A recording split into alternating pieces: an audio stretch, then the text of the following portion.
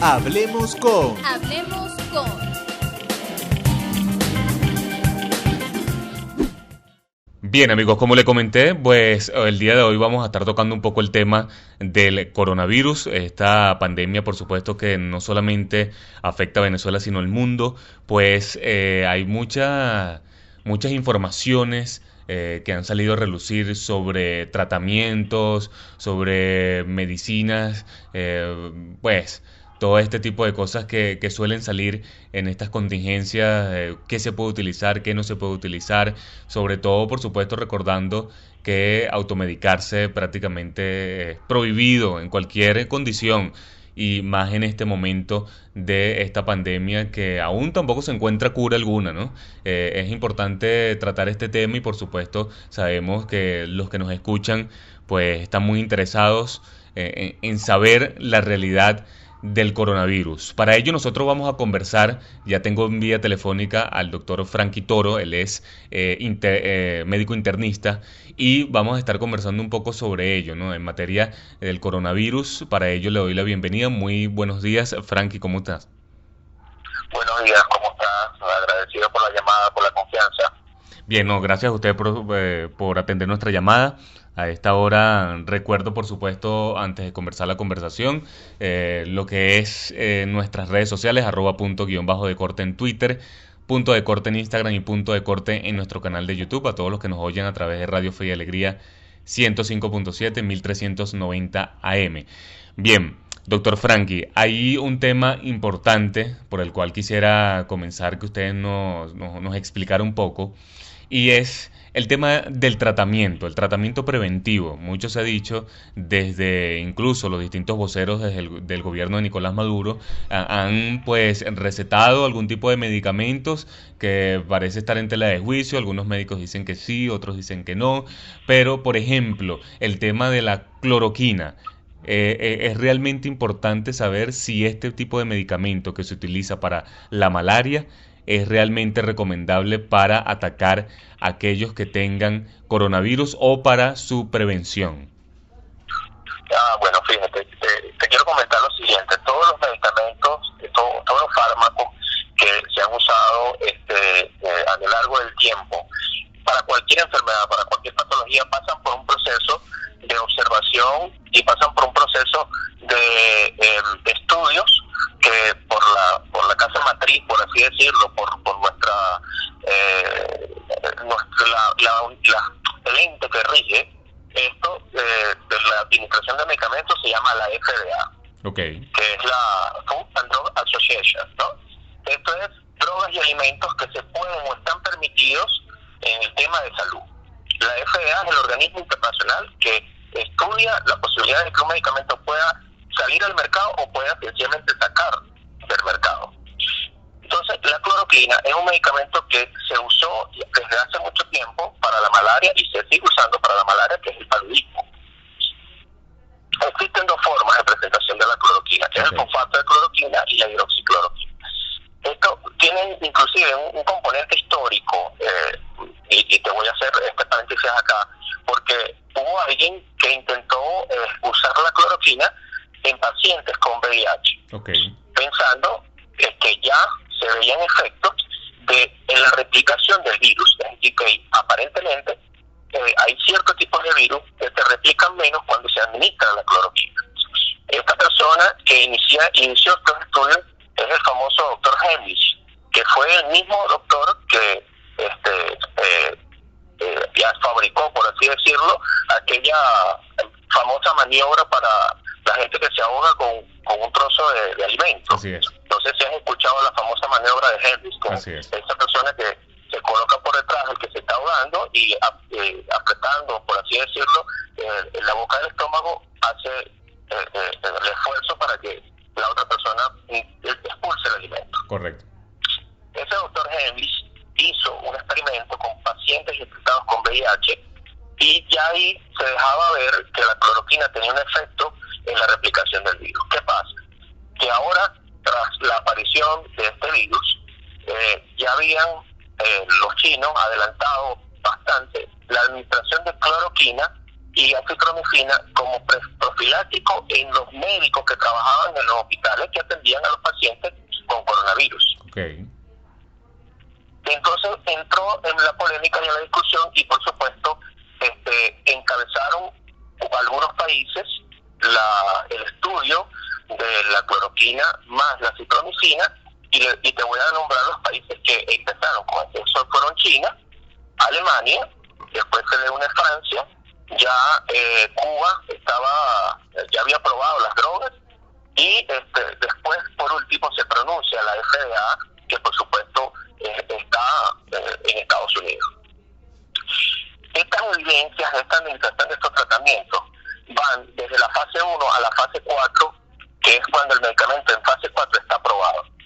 Entonces en algunos países ya había llegado a fase 4 y que eso quería decir que el medicamento tenía cierto rango de seguridad para poder ser usado en pacientes. ¿Qué es lo que no se debe hacer?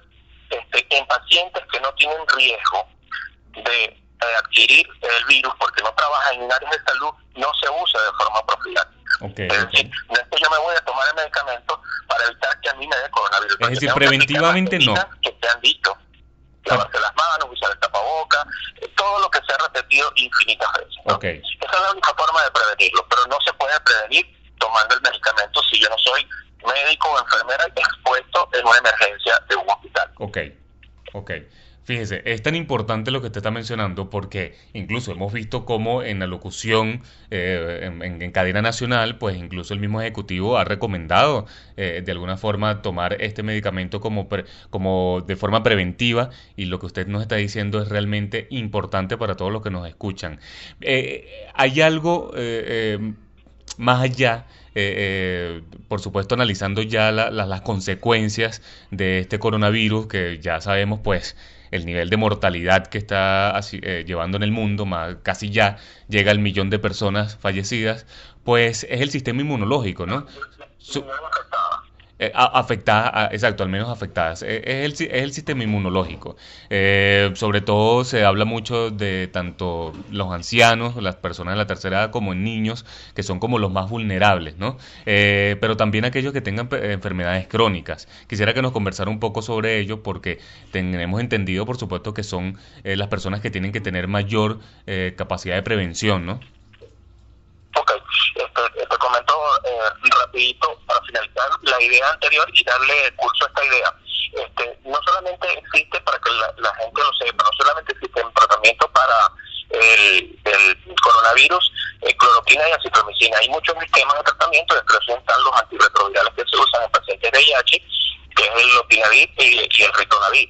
Y hay además muy buena experiencia, sobre todo Cuba lo demostró con la administración del interferón. Eso es importante que la gente lo sepa para pacientes que ya están con enfermedad avanzada, o sea, del tracto respiratorio inferior. Por eso quiero finalizar el tema del tratamiento, ¿no? Así es. Y yendo a la idea que tú me estás comentando sobre el sistema inmunológico, fíjate, los pacientes de tercera y cuarta edad, que es como se clasifica actualmente, ¿no? Que son los pacientes que van de 65 hasta los 80 y de los 80 hasta los 95 aproximadamente, 95 años. Estos pacientes tienen una mayor mortalidad por el hecho de que cuando se infectan por el coronavirus, el tracto respiratorio superior, que normalmente no pasa o no debería pasar, o el 80% de los pacientes solamente se afecta a la orofaringe, pero cuando pasa a la vía aérea inferior, desencadena una serie de eventos inflamatorios que son mediados por una sustancia que se llama citoquinas y quimiosinas. ¿Qué es lo característico que uno ve en este virus? Que si uno pudiera hacerle una hematología al momento en que el paciente está siendo infectado y tiene síntomas respiratorios, uno se da cuenta que los linfocitos están demasiado deprimidos, cuando en los procesos virales es todo lo contrario. No sé si me vas captando la idea. Ok, claro, seguro. Los procesos virales, inmediatamente que uno se infecta, los linfocitos deben elevarse. Pero en esta especie de infección, o en esta pandemia que tenemos por coronavirus, los linfocitos inicialmente tardan mucho en elevarse. Ellos al principio se deprimen y eso no es bueno para el sistema inmunológico, dado que la célula va a tardar tiempo en poder responder, y cuando lo hace de una forma muy agresiva, tan agresiva que ella misma puede lesionarse. que es cuando nosotros y los médicos y los intensivistas llaman que el paciente entra en un síndrome de respuesta inflamatoria aguda y la célula ya comienza a planificar su propia destrucción, que es lo que sucede en las neumonías por coronavirus, y que estos pacientes pues llegan al 14% de las complicaciones y a la mortalidad. Pues. Entonces, el sistema inmunológico de las pacientes de la tercera y cuarta edad es un sistema inmunológico que puede estar afectado, uno, por edad, dos, porque tengan enfermedad pulmonar obstructiva crónica, es decir, pacientes que hayan sido fumadores, tres, pacientes que tengan una comorbilidad, es decir, pacientes que tienen hipertensión o diabetes, o algún otro tipo de enfermedad, como por ejemplo enfermedad por VIH. En los pequeños no se había visto en el mundo que fuese, o sea, que se afectaran de una manera importante. De hecho, se decía que los niños estaban, entre comillas, protegidos porque tienen pocos receptores celulares que se llaman los receptores de la enzima convertidora de angiotensina. Esos son los receptores que están en las células, en la vía respiratoria. Entonces, como tienen menor expresión de receptores, pues tiene menos probabilidad de que el virus se enganche a esta célula. Ahora, en Venezuela vimos casos de pequeños con coronavirus. Eso debe llamar la atención a las autoridades sanitarias y, por supuesto, más adelante se sabrá el mecanismo y por qué, pues. Así es. Doctor, a esta hora estamos conversando con el doctor Franky Toro. Él es médico internista.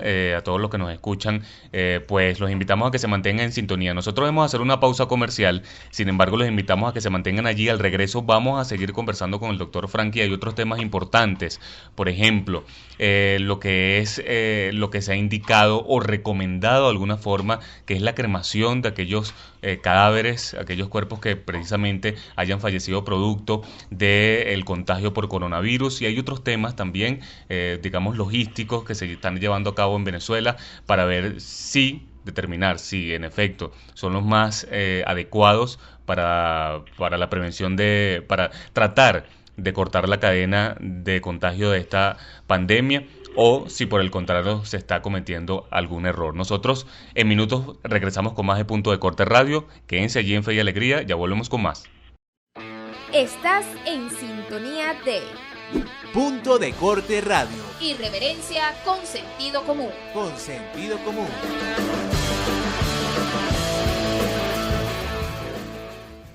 Bien, regresamos con más de Punto de Corte Radio. Les recuerdo rápidamente nuestras redes sociales, @punto_de_corte en Twitter, Punto de Corte en Instagram y Punto de Corte en nuestro canal de YouTube. Esta entrevista que estamos haciendo desde el segmento anterior con el doctor Franky Toro, quien amablemente nos está atendiendo la conversación y nos está recomendando, nos está dando una muy buena información sobre cómo prevenir y cómo atacar el coronavirus. También otras informaciones técnicas que por supuesto en este momento nos cae como anillo al dedo, porque hay mucha confusión, mucha información que va y viene en las redes sociales sobre todo, y que puede generar de alguna forma efectos contrarios a lo que se requiere, que es cortar esta cadena de contagio del coronavirus, que ya al menos en Venezuela tiene 149 personas contagiadas. Esta entrevista van a poderla ver completa, la van a poder ver y escuchar en nuestro canal de YouTube, Punto de Corte. Doctor Franky, continuamos con usted vía telefónica, agradecemos su tiempo. Comentaba en el segmento anterior que se ha recomendado, incluso no solamente en Venezuela, sino en otros países, la cremación de aquellas personas que hayan fallecido producto del coronavirus. Quisiera conocer de alguna forma su impresión en cuanto a este mecanismo, si es lo requerido, si es lo recomendado, o si por el contrario, no es necesario tal mecanismo, ¿no? No, yo creo que absolutamente es lo recomendado. De hecho, fueron las acciones que se tomaron en países como Italia, como Alemania. ¿Por qué? Por dos razones importantes. Uno, erradicar, por supuesto, cualquier forma de contagio post-morte. Eso es importante. Okay. Lo otro es que no se pueden hacer actos velatorios, porque los actos velatorios los familiares van a querer estar presentes para las exequias fúnebres. Eso expone a la gente a estar en sitios cerrados, reuniones, más contacto cuerpo a cuerpo. O sea, hay una serie de situaciones que indudablemente llevan a pensar que las acciones tomadas por algunos países, inclusive acá por el Ejecutivo, han sido muy acertadas desde el punto de vista de la prevención y de lo que se debe y no se debe hacer. Es mi opinión personal y bastante objetiva, creo. Bien, bien, es importante saber eso porque para que la gente también tenga clara que no solamente aquí en Venezuela se están tomando esas medidas, ¿no? Ya lógicamente hay incluso recomendaciones de la Organización Mundial de la Salud para todo, para romper definitivamente estas cadenas de contagio y creo que este tema de la cremación probablemente es un factor principal, ¿no? Por esas dos razones que usted menciona, creo que me parece súper importante que todos aquellos las conozcan. Hay otras dudas, otro contexto que quería preguntarle, ¿no? El tema de todo aquel mecanismo que se está implementando en Venezuela sobre digamos, el mecanismo a través de los distintos funcionarios que están acudiendo a los hogares para lo que es el diagnóstico de aquellas personas que probablemente tengan síntomas de coronavirus. De alguna forma, ¿tiene conocimiento usted de cómo se está haciendo eso? ¿Hay algún error que se esté cometiendo? ¿O si por el contrario se está haciendo realmente correcto todo este mecanismo de visita a los hogares? El retiro, por supuesto, de las personas que tengan los síntomas se está trasladando correctamente a los lugares adecuados para ello. Bueno, fíjate, yo tuve la oportunidad de presenciar justamente hace pocas horas, pues, la oportunidad de presenciar cómo se hacía el despistaje de un grupo de personas que por supuesto tenían posibilidades de tener algún tipo de síntomas respiratorios, bueno, porque conviven en una zona todos juntos, por así decirlo, ¿no? Okay. La forma y la logística como se está haciendo me parece que es la correcta. ¿Por qué? Porque se hace un test de prueba rápida, que es una especie de test pack, donde la prueba tarda entre 5 y 10 minutos en decir si está positivo o no. Se rigen por los protocolos internacionales, que es que una vez que la persona da positivo, debe ser inmediatamente aislada y en observación. Si el paciente está positivo, no quiere decir, y eso quiero que quede muy claro, ¿no? Dar positivo no significa estar enfermo. O sea, dar positivo significa que tienes el virus y que eres una persona con posibilidad de contagiar a otros y deben aislarte. Ahora, si estás positivo y tienes síntomas, obviamente tienes que ir al Hospital Centinela, como lo dice el protocolo, y ese hospital te administrará el tratamiento adecuado y lo que sea necesario de acuerdo a tu edad y los síntomas que tengas. Eso por un lado, ¿no? Por el otro lado, una vez que se hace el interrogatorio y se llena la planilla de esta persona que ya dio positivo, se va y se hace lo que se llama el cerco epidemiológico. ¿Qué es un cerco epidemiológico? Es identificar a los familiares, a la esposa, a los hijos, al papá o la mamá con quien convive y a esas personas hacerle las pruebas respectivas. Y así sucesivamente.